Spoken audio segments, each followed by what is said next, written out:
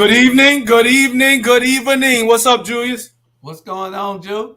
All is well, all is well. We have another edition of Incarceration to Incorporation, another Friday night where we can just sit down and talk about what's going on this platform. I tell you, our co-host, Marie, she should be joining us after a while. AB, we want to always give a shout out to him and the things that he got going on. But tonight we wanted to just set aside and recap to talk about some of the things that we have been talking about over the course of the last few months. It is one thing to bring it out and to put it on the platform, but we can't forget about them.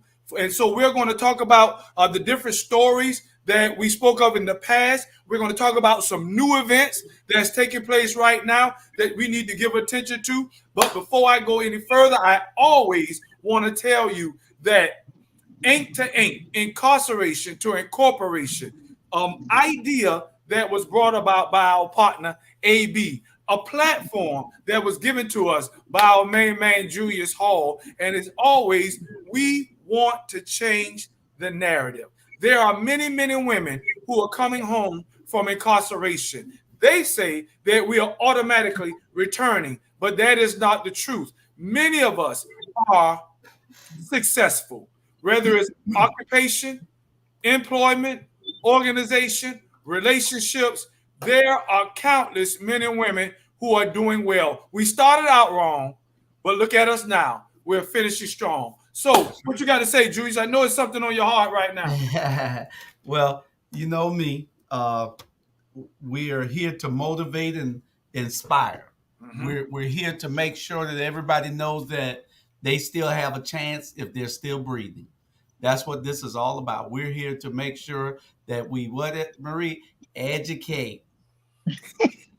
We empower, encourage, and educate. There you go. Empower, encourage, and educate. And while we're doing that, we're going to inspire you to be empowered. So that's very good. So we this is what we do here every Friday at 6 p.m. We're trying to connect the dots. That's what Julius loves to say about connecting the dots, and that's what we believe in. We believe that we can be more of a help to the returning citizens if we can connect the dots so they can get things that we might can't provide, somebody else or some other organization might can provide. So that's what we're here for. It's all about us teaming up, because teamwork makes the dream work. Marie? I like that. I like what you said, Mr. Hall. And I'm gonna do your saying. A debt paid is no longer a debt. So That's stop right. holding me to what I have done. Because I'm quite sure if we look in your lineage clause, you have did things too. The only difference between me and you, I got caught and you did. So how y'all doing this evening? Awesome. What Julius and I was talking about, Marie, we're going to just go Mhm. back a little bit into history, and we're going to recap some of the stories that we've talked about over the past couple of months. But then also, we're going to turn the corner and we're going to talk about some things that's going on right now. I heard you say one moment, sometime that you say, "Can I say something?" or "Can I say this?" Well, this is your opportunity to say there's something that's going on right now in our community that we need to talk about. And then one other thing that's dear to my heart is there are men and women who are incarcerated and they're living in hell, if you will. They are going through some deep or inhumane situations and circumstances. And I just want to bring to light some of the things that are going on. Why? So that we can educate, enlighten our community. Because a lot of people in our community don't know what's going on behind those closed doors or behind those bars. And ironically enough, at least 75% of our community has some loved ones that's behind those bars. But before we get there, I don't want to jump the gun. Let's start.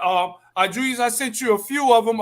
Some of the things that we talked about. Number one, I will call it, and then I will get both of you to just tell us a little bit about what you remember about that topic and the people who we brought on during that time. Well, the topic that we talked about once before was living and loving behind the bars. I know you remember that one, Marie. Living Yes. and loving behind the bars. Tell us a little bit about what took place during that time. You want me to go, Mr. Hall? You could go You. ladies first. Okay, well, living and loving behind the walls. I remember that because we were talking about people who are in relationships with people that are incarcerated, or it was the lady who was on there on the show with us. She was married to a gentleman. I think that he have a life sentence, if I'm not mistaken, Miko. Correct, And correct. she is sticking by her husband, and she is there for the long haul, which I think is very, very important when you are incarcerated, to have someone that you know that loves you and who is really holding you down mentally, emotionally, and all of that, because a person need that when they are behind bars. So I had liked that show. I like the way she said that she is going to stick with her husband regardless of what come and who come. So Oh, yeah, that was a good show. yeah, and I remember that as well because what stood out most to me is when Kelly, that was her name, it was Kelly. Kelly was saying Mm, that to her, commitment meant everything. And yes. when she made that commitment, even though her husband told her, "Look, I made this decision. I messed up." She's not staying because she was coerced. She's staying because she was committed, and that resonated with a lot of our listeners. Commitment Hmm. means something to her. But we also had another guest. I believe we had Keita. Shakita, Exactly. Shakita. Do you remember what And Shakita was Shakita talking about? speak, yeah, Shakita spoke about it. She didn't know if she could, if she knew that she knew that she could probably be there mentally for a mental support, but she didn't think that she could be there in the long haul like that. So she commended Kelly for being committed to her husband, and actually Keita was saying about even her being faithful to her husband, because Kelly said that there was no other man for her but her husband. So I think that's very important when you can be faithful to a man or a woman that is incarcerated for a long, extensive period of time. That says a lot about Kelly and the Exactly. love that she has for her husband. So yeah. It, And it, it, it go really ahead, Juice. does. And that's what's so good about that show, is what we were showing is that Um, and what we were trying to relay to any spouse that has a person locked up is that, that person is going through it. Mm-hmm. Especially if that person was out there trying to make a living, even though it was illegal, Mm-hmm. to support you, then you Mm-hmm. should support that person with everything Right. that you have. And That's those right. women, those women showed that they were sticking by their man. Because That's right. when you're locked up, you need somebody to tell you that they love you, that That they're exactly. behind you, that they got your back, that That's right. they're for you and will try to help you in any way that they can. That means the world to a person. That gives you that drive to say, I'm going to make it Yes. out of here. I'm going to get back and I'm going to do right and try to make this person proud of me because I might have messed up, but I Right. can finish strong if I just get back there and live my life right. And so that's the Right. motivation behind all of it. That was a great episode of loving, living and loving behind bars. That was a great episode. And Mm-hmm. before we move to the next one, I just wanted to just a brief thought process of that whole storyline was women, specifically women. When you are in a relationship with someone that is behind the walls, count that cost. Count that cost. And because there are some good men there, but also vice versa, men, count that cost. And if you can commit to it, by all means, there have been many success stories of relationships that have lasted throughout the incarceration. So it is doable. Just make sure that you have definitely thought it through. Another show that we had brought up before was changing the narrative, starting out wrong but finishing Mm-hmm. strong. And what do you remember about? And actually, we had a part one and a part two Right. to those stories. We had guests that came on and they told us about how they started out wrong, but then how they finished strong and how that lifestyle was changing the narrative. Can you remember some of the things that we talked about in relation to those ideas to that title? Starting out wrong, but finishing strong, changing the narrative. Julius, you go. Well, and that's most of what this whole platform and this whole program is about. Because we have instances where we started out wrong and we're trying to finish strong, and we have to change the narrative because the narrative right now is once you've done something wrong that you're history. And we want to change that narrative to show people that don't worry about where you've been, only worry about where you're going, only worry about how far you can go. Because if you let somebody else frame the narrative for you, then you've lost already. I sat with people that people would think I could not sit with. I had lunch today with people that you would think that I would never have lunch with. So uh, it's not where you've been, it's where you're going. It's what difference you can make in somebody's life. And we change the narrative ourselves by participating, by being involved and engaged, by wanting to help somebody else. And that's what it's all about. Because we don't know how long we're going to be here. We don't. You're here today and gone tomorrow. So while you're here, do that little bit that needs to be done to help somebody else get above that line where they don't know, that line of despair, where they don't know where they're going. They don't know what's the next move.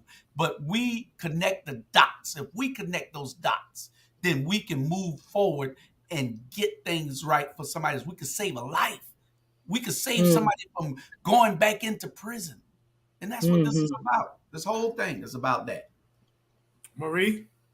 That's I had asked Miko a question the other day about forgiveness and about how a person should have a chance, right? And I like what Miko said to me. He said if it was off of his charge, no one would never give him a chance, right? Especially when it first happened. But looking at his lifestyle and the way he lives the life and the way that he speak, and not just speak, because he shows his, even with his words, his action shows. Because people say anything, but he live his life by his life living is his actions and how he speak. He's doing everything that Miko say he's gonna do. He's gonna do it. He's not a negative person. He has drive, all of that. He's very prestigious to me, and I like that about Miko. So when you see him, you would never think, you won't even think nothing about it. You just won't. It's just, so I just think that that's changing the narrative. Come out, take and do things positive. Try your best to do things positive. That even so in your life living, people won't say, there's no way he or she could have did that, because the way you live your life. The way you live your life, people are going to think the way they want it. But if you're not living like the way you used to, like I used to be a thief, okay? I used to be a thief. Mr. Hall, you can't get me to write a check or to take somebody's credit card now. I don't want to do that. I just don't want to do that. I remember a young lady, she said, Miss Marie, you think you perfect. I said, now, if this child know the way I feel about me, she wouldn't say that.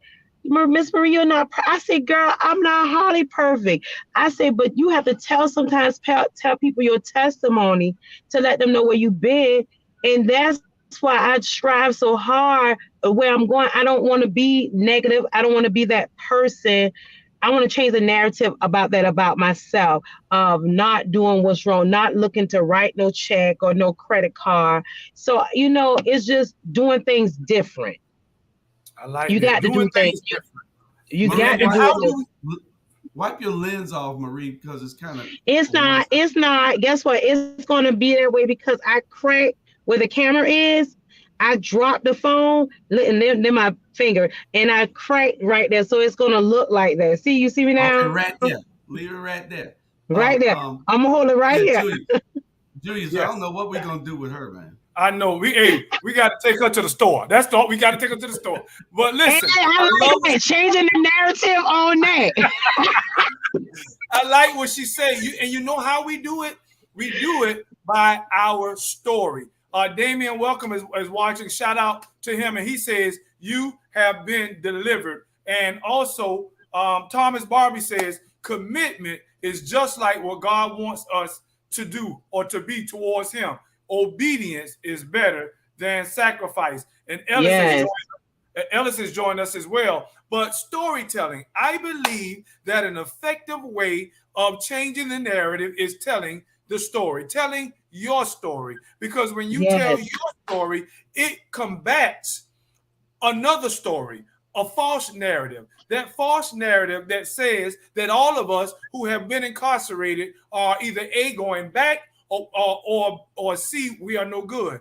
But Julius says it, our debt has been paid. It is no longer a debt. And also, when a person sees your lips by your life, that changes the narrative. And that's why we do what we do here on Ain't the Ain't. Because if we can get as many stories as we can out in the airwaves, it will combat that falsity that's being perpetuated up there in our nation's capital. So those of you that are listening, if you got a story to tell, by all means, contact us so that we can get your story out. Another thing that we talked about from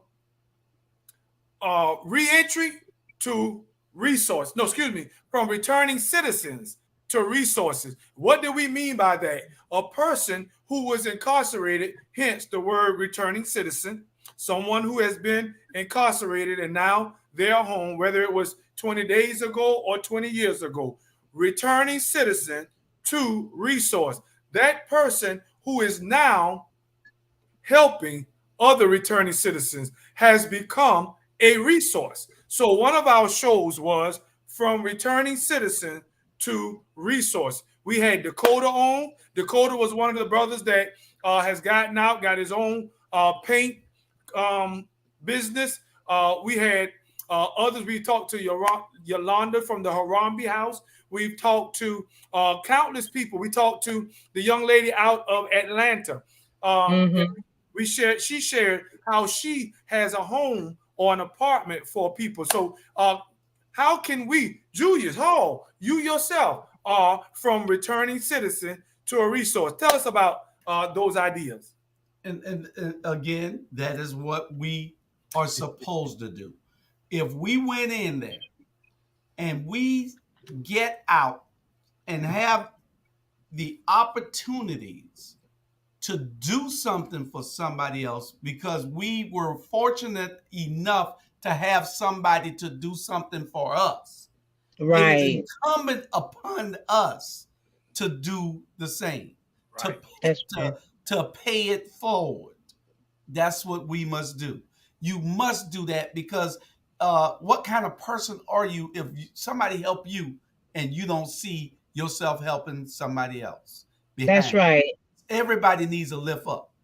A lot of people not going to tell you they do, but everybody needs a lift up. And I tell people all the time. They say when people get sick, they don't want to tell everybody because they don't want their business out in the street. You don't know. You need to tell everybody That's right. because you don't know who prayers are stronger than yours. Okay. Mm-hmm. Because if your prayers are not reaching God, or that person's own, mine might. It Right. might save a life. So if you believe in God, then just give it to everybody. Say, I need your prayers. I need whatever you can do for me. I need you to do in God's name so that He can say, I will spare this person. I will have mercy on this person. Because if you had grace on that person, then that person ain't going nowhere till God tells him it's that person's time. But mercy, if you want that person, God, your prayers might help that person survive until another day. So, Right. I tell people that's what it's all about. It's about us being a resource to somebody else. You don't know what your resources are until you ask for it. You don't know what That's your right. resources are until you look for it. So those prayers that you got coming out from everybody praying. My mama was a praying woman in her latter years. So she done prayed me up out of there. She done prayed all her kids out there. Ain't none of us been back. So it's all about what resources you can get that can help you to get to the next level so that you can help somebody else. We went I back like and talked about new beginnings. We had a young lady on from Atlanta whose name was Shannon Smith, and she had just did 25 years in the prison system, and now she was out, and she was telling us about her new beginnings. Do y'all remember that Yeah. session we had? Yeah. I don't remember I brought Shannon her on Smith. there. Okay. You don't Is Well, remember? Shannon Smith, was she the black woman on there who was crying on the podcast that night, Miko? And she had the things like she had resources like to help not that one. no. Shannon was a young lady. She was actually, before she was incarcerated, she was Albany's first rapper, female rapper. You Wow. can you can actually go and Google that. She was Albany's Mm-hmm, first female rapper, but she did 25 years in prison. And when she got out, she was telling us about the plight of women.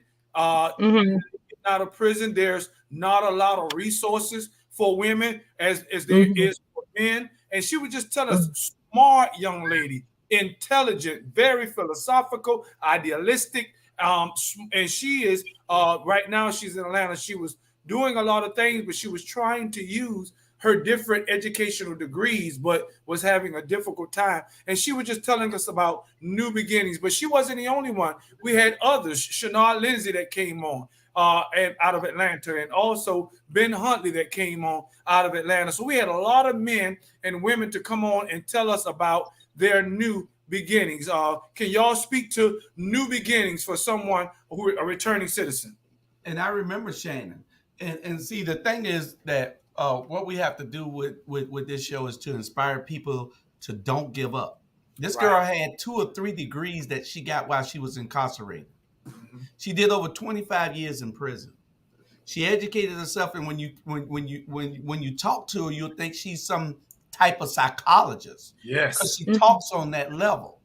And we have to do follow-ups on these people also. It's just that we're so busy. We try to put this show out there so we can help people, but we also have to be able to follow up because we want to make sure that, especially if somebody like Shannon gets in the right organization, so that she can help that young lady that might be in a gang. She can help that young lady who might be about to go to prison for shoplifting, and she could talk to them out of doing those things and being a better person. She's written, I think she wrote a book, or she was writing a book. She was doing, she's an artist. So, you know, it's all kinds of, she was starting a t-shirt company or something, I believe. It's things that we need to be really continually trying to connect these dots, because she's in Atlanta where a lot more resources than there are in Savannah. And we got to use our connections. And I think you did hook up with a couple of people, Julius, Right. that she got with, but we got to follow up to find out and have these people back on the show. This is just a recap of all the shows over the last 10, 12 weeks. And what we want to do is follow up and make sure and bring those people back so they can tell where they are now and what they're doing. Because it's all about fresh starts. It's all about, if you educated yourself to the point where you can be a resource for somebody, that's what this show and this platform is all about. And Exactly. I like the show that we had with Kia, Jess, and Suzanne, the authors of the book. I really like the how Kia came out of her drug addiction.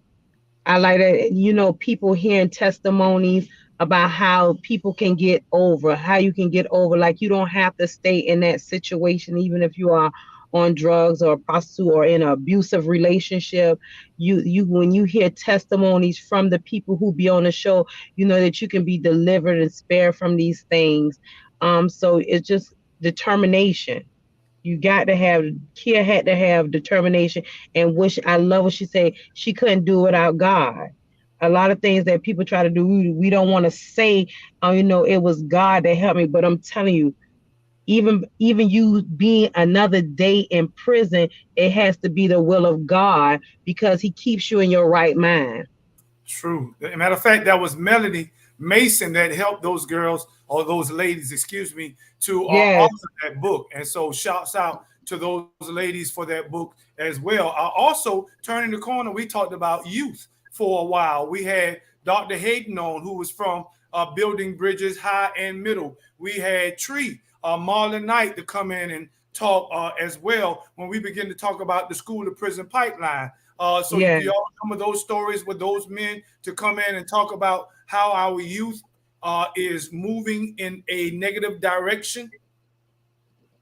I recall it, Miko, and that's when Tree was on there, right?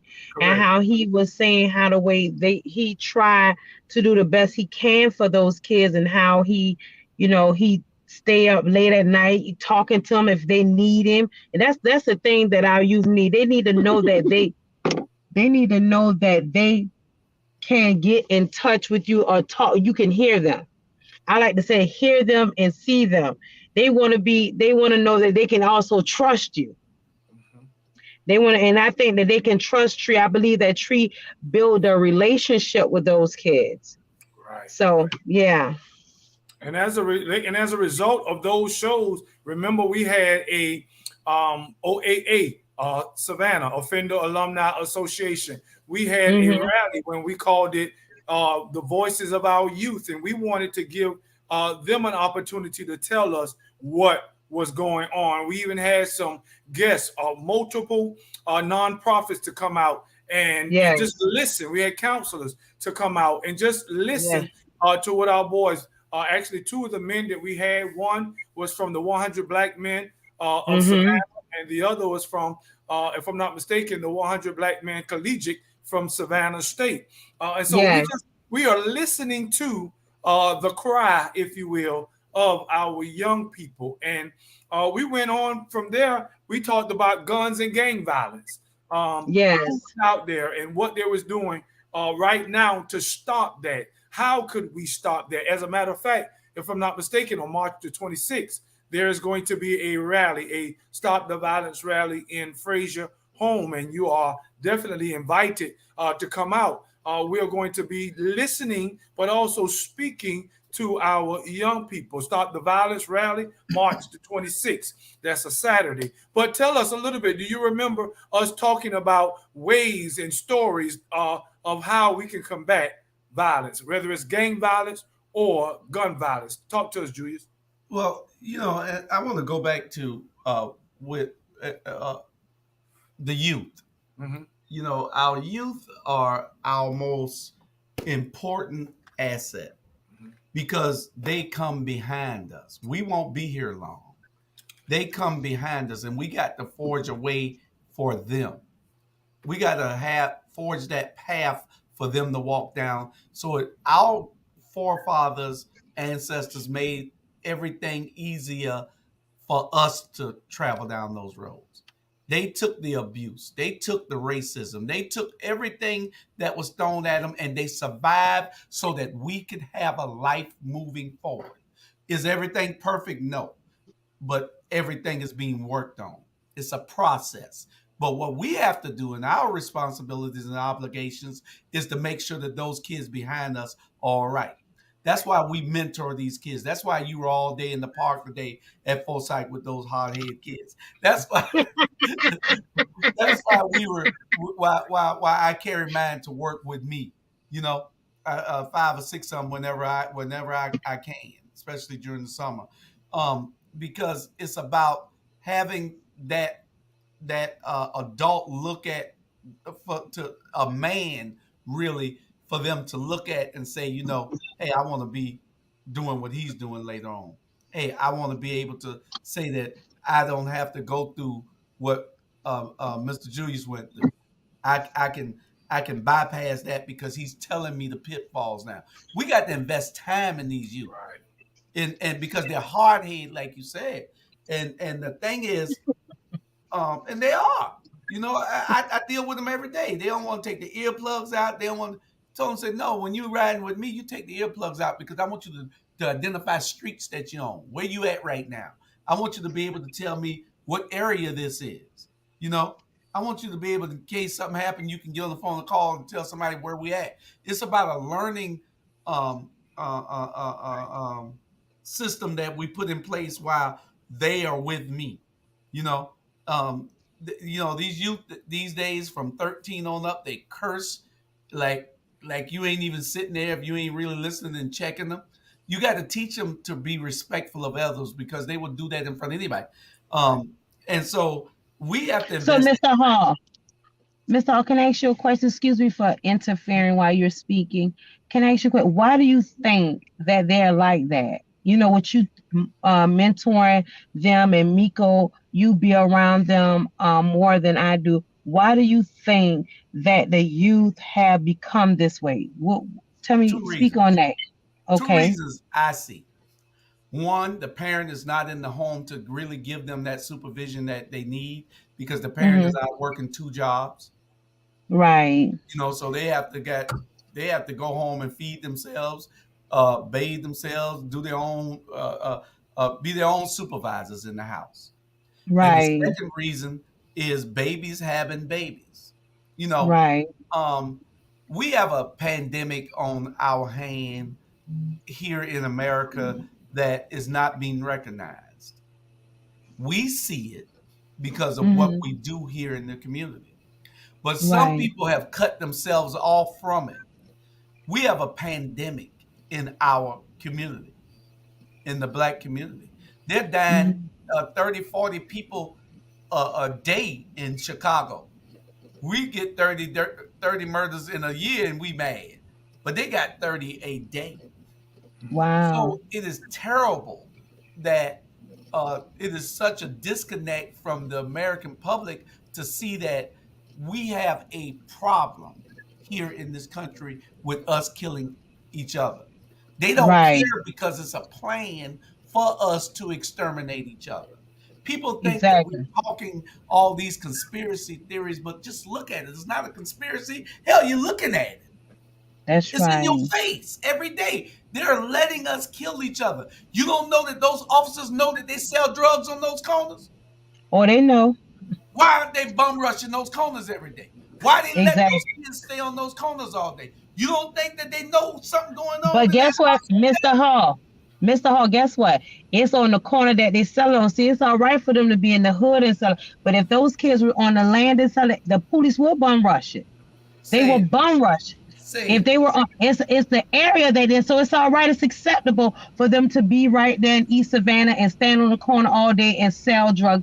It's okay. When the district attorney, who was my professor, Gregory Jacobs, he was my professor. Guess what he said? He called out every area in East Savannah. He said, "Oh yeah, we know there was high polluting and crime. We knew that." You know what I was talking to my son about last night? I say, now, if they could find Bin Laden, right? They found Bin Laden, right? You mean to tell me they can't say who doing that shooting and they got the gun spot, the whatever, when you shoot the gun, they got those things posted around the city. You mean to tell me that they can't find it, but let the shooting go on downtown Savannah? I guarantee you they'll know. But let me You are interrupt not, you right there. Let me interrupt you right there because the question was, why are yes. our young people doing what they're doing, not why other people are allowing them to do it. Now, I agree with everything you have said, but you asked a specific question. So I would like to respond to that. I think one reason why is Mhm. because we are living in a culture right now where everybody wants to give children the freedom of adults. There you go. Okay. You must be Everybody listening wants. to Umar Johnson. Nah, who is that? He ain't listened to it. Who He is didn't Umar? listen to it. Umar Johnson was in town the other day. You didn't see my Facebook page. He was at Wednesday night. He was at the Cultural Arts Center. Brad brother that tells the story the way it's supposed to be. He don't cut the mustard with nobody, and he He said don't. exactly what you just said just now. The kids are having babies, thinking that they are now equal to the adult. And that's what's going on right there. And when you have, and I'm experienced, too much freedom will enslave you when it's not used correctly. And that's what's Mm-hmm. going on right now.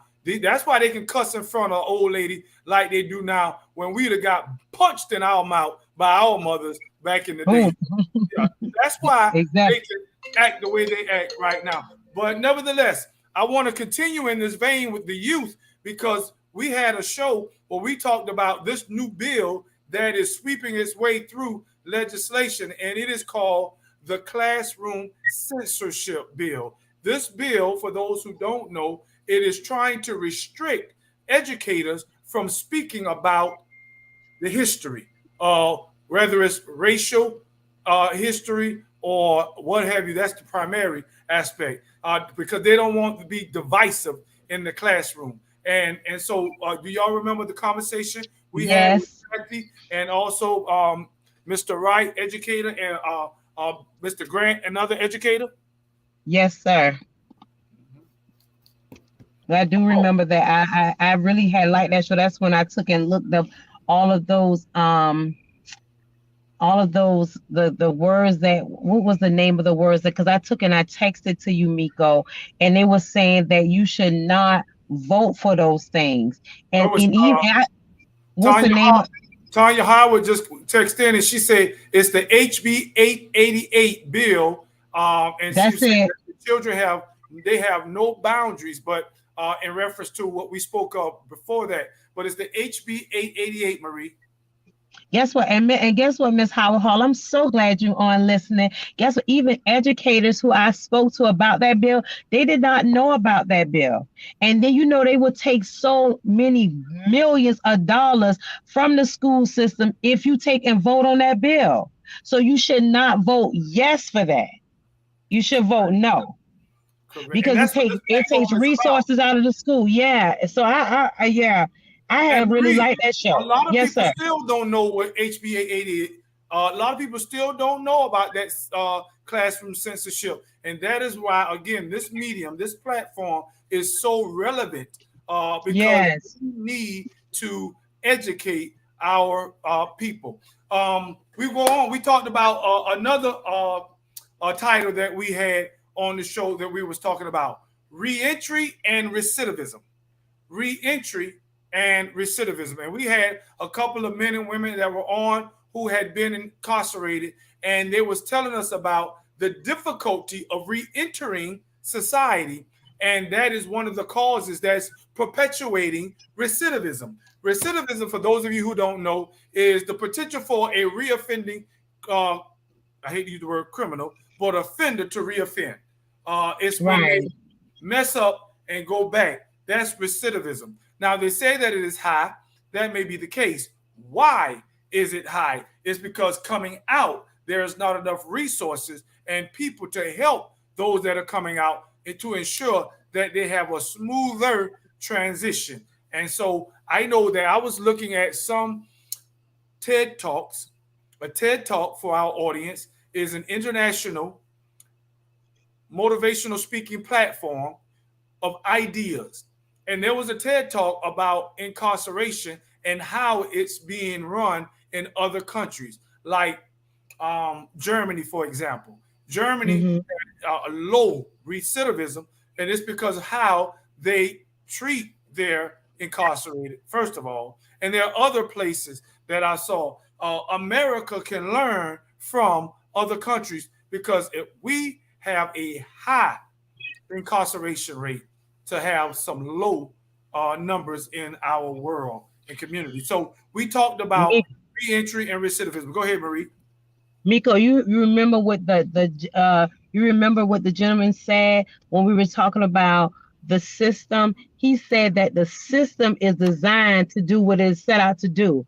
It Right. is a trapment here in America for people to reoffend. Because Miko, to be honest, it is enough resources here to help those who come home. But if you take a person who has been incarcerated and you don't give them a second chance, and as Mr. Hall would say, a debt paid is no longer a debt, but you still holding that debt against me because you're telling me that I can't have that job. Or I can't vote. Exactly. Exactly. Thomas Barber says, well, Rod has joined us. Rod Washington, good to have you. Thomas Barber says, life unfolds every day. Be open to life unfolding because you are the best person to tell your story. Your story inspires others to action. And again, that's why we have this platform to tell our story. What you got to say about that, Julius? That's what it's all about. Your testimony might touch somebody who's going down the same roads that you are presently traveling, Right. that Right. they are presently traveling.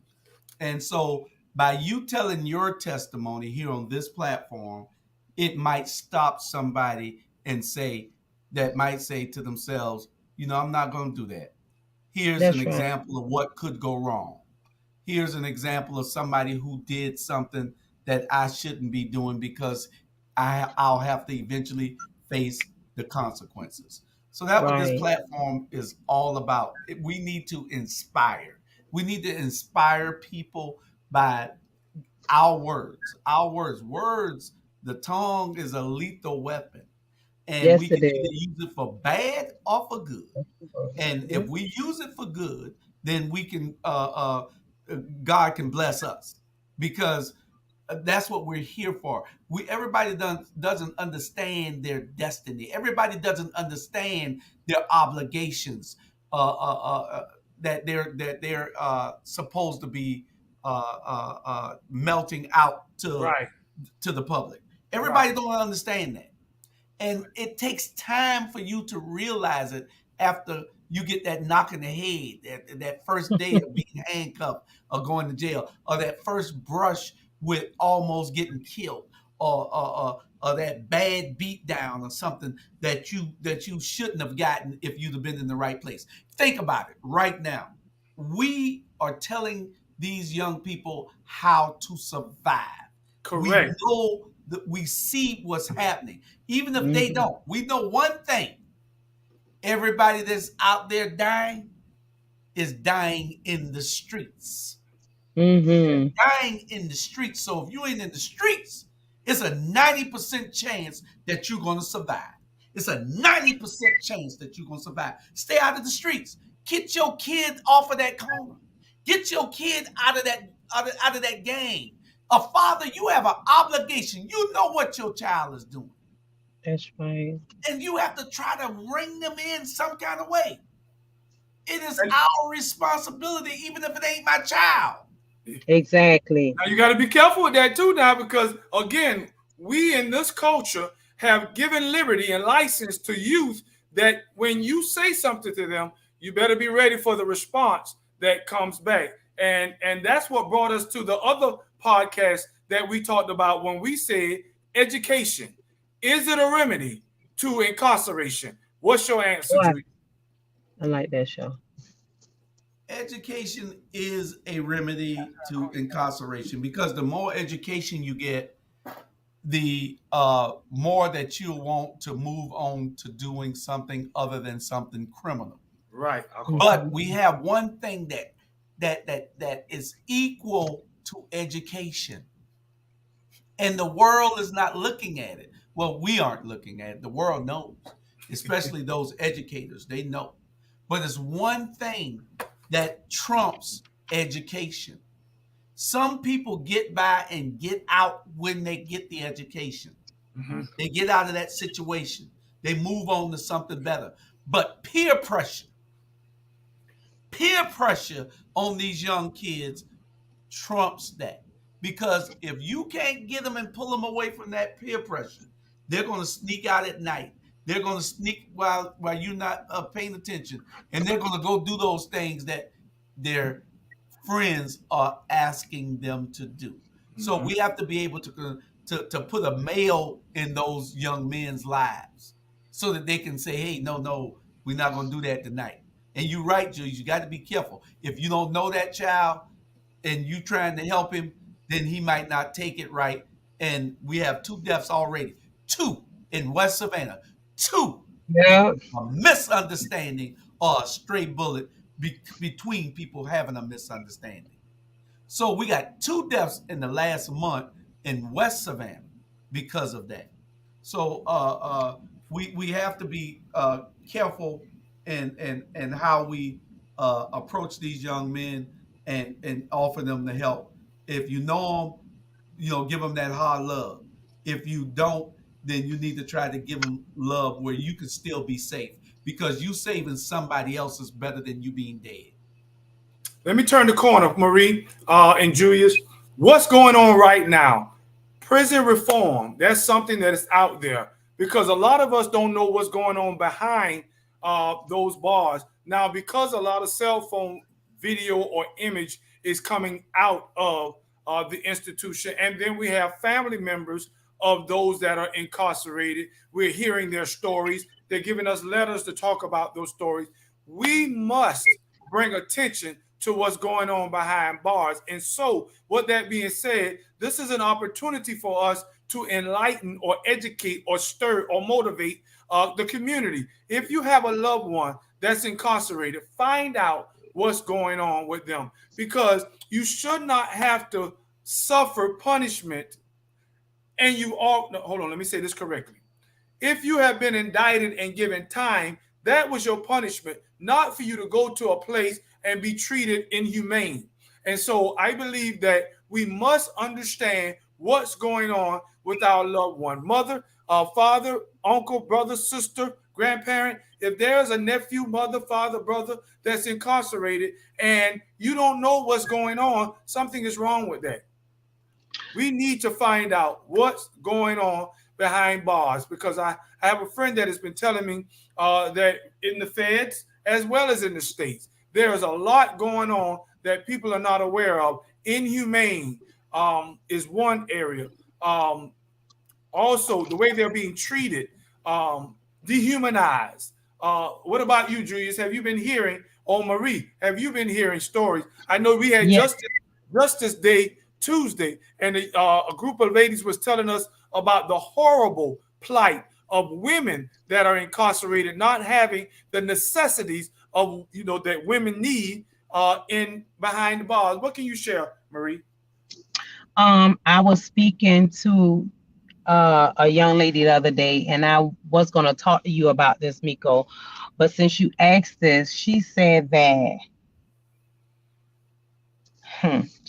her boyfriend is in jail, right?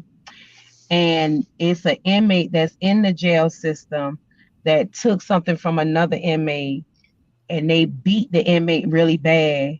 And the guards don't even come and check and say that she heard the boy moaning, like they beat him really bad. And so say the guards don't even come and check on the inmates because they don't have enough staff. So I felt really bad about that, Miko, because she said like he is bloody, and if the guards don't check, he probably can be dead right now, Miko. And that really bothers me. I'm just Julius? letting you know. Well, they are understaffed. It's a lot of Yeah, stuff that's going on in these prisons these days, lately because of COVID. The officers don't want to go around the inmates. So they get away with doing a whole lot of things that they weren't privy to before. The conditions have worsened because there is no staff to enforce. Um, right, so it's something that needs to be addressed. In the federal prison system, is totally different. You're treated in a humane way. They have bylaws on the wall for the inmates to look at and for the officers to look at all over the prison, well, in certain places in the prison where you might go. And believe me, they really empower the inmate to make sure that that officer treats them like a human. So the federal system is way better than the state system. Um, it's a lot of stuff that you see on TV.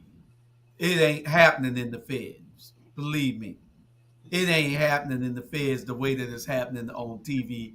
When people see those, that's usually the state prison. You don't see the feds unless you have one of those real bad federal penitentiaries, where people most time are never coming home, and it's only about five of those in the whole country. When they got 1,000 prisons. So, so the conditions are worse in the state, and they don't but why? care. They Why want you is to that? not come back, huh? Why is that, Mr. Hall? Why is it that way? Why do the federal system care more than the state system? It's all judicial. So what's the difference? Well, Before you answer that, Julius, before you answer that, we must qualify our statements too. Uh, Okay. by and large, the federal does not have mass stories or conditions like that. But there are some cases where the Fed is doing some real offensive handling of the men there. and if that's the case, then it's probably in private fed joints. Believe me, you can go to any federal institution, and some inmates are more powerful than the officers. Let me tell you, Wow. I don't even think we got enough time for me to tell you the stories. I remember one warden, he would send an officer home from walking across the grass. He had the inmates in check and he had the officers in check. You didn't play with Warden Wiley. Warden Wiley didn't play the music, but you won't have that happen in a state prison. The feds are totally different, absolutely totally different. I'm talking on a level that is night and day. And the state prisons need to be ran that way. The feds, the federal judges are going to look at the lawsuits. The state judges aren't. They're Wow. not going to answer. The Barbara feds often have asks a more money question. than the state. Barbara often says, "Are the inmates treated as bad in the county jails?" Julius. I would say that they are, because the county, Yes.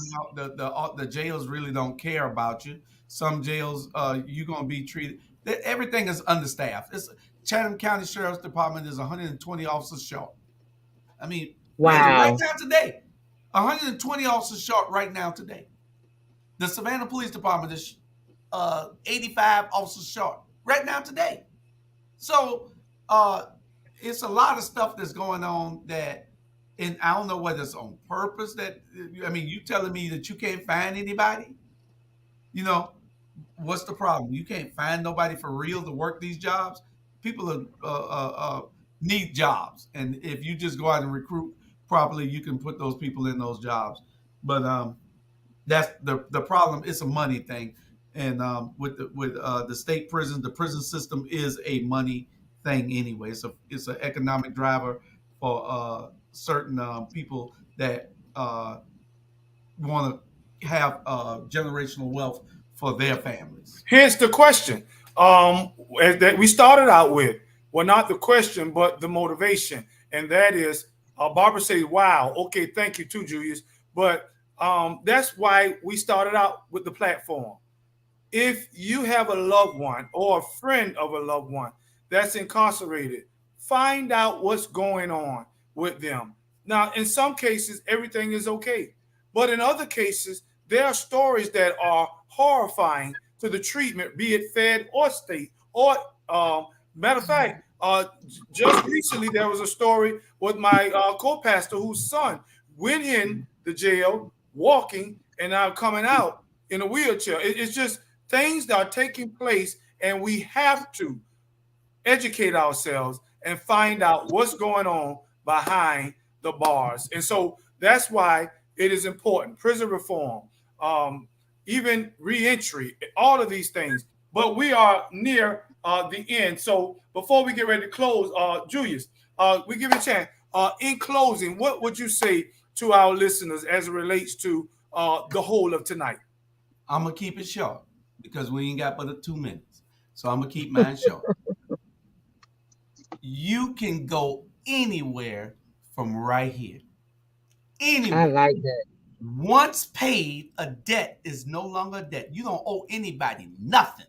Move forward and don't look behind you. All the haters going to hate anyway. Just keep doing what you're doing and don't worry about nobody. Yeah, I talk a lot of noise because I can. I carry a big bag with me. And I don't care what nobody say about me because you're not paying my car note and you're not paying my mortgage. So it don't matter what you say about me. So I'm going to keep doing what I do. I change lives. I'm a change agent. I'm not no kingmaker, nothing. I'm just a change agent. And that's what everybody needs to try to be. Marie? Well, goodness. Ain't no more need to be said. I like that. I like, you done said it. You said all the haters. Then you say he got a bat like Joe Clark. And I went to that high school. You did? Yes, I did. Well, anyway, I just love Madison, New Jersey. See that? We got a new Joe Clark right now on the show. So I just enjoy being on the show with you guys. And I just hope that the men and women that are listening to the show, that they just be encouraged. That they be encouraged and just push forward and know that one day you will be home. And when you get home, find the resources that you need. You can find, it'll be a Julius and a Marie and a Julius Hall to help you. That's right. Thank you. And so tonight we want to say thank you to all our listeners. Thank you, Facebook, YouTube, and those that are also behind the bars. We are thinking about you. We want to encourage you. We want to motivate you, those that are in the community. Why? Because this platform is about changing the narrative, but about also bringing resources to those that are in need. We might have started this thing out wrong, but look at us now. We are finishing strong. Until next Friday, we will see you again on Ink to Ink. Good night. All right. Good night. Good night.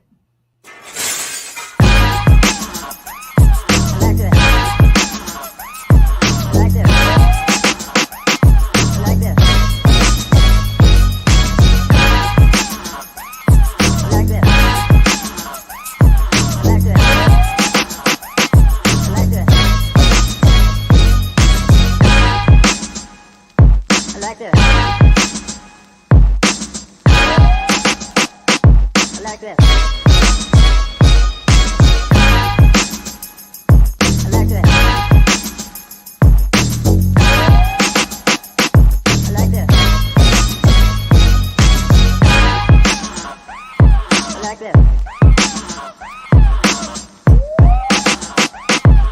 like this.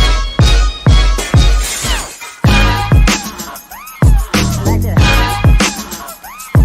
Like this. Like this. Like this. Like this. Like this. Like this. Like this.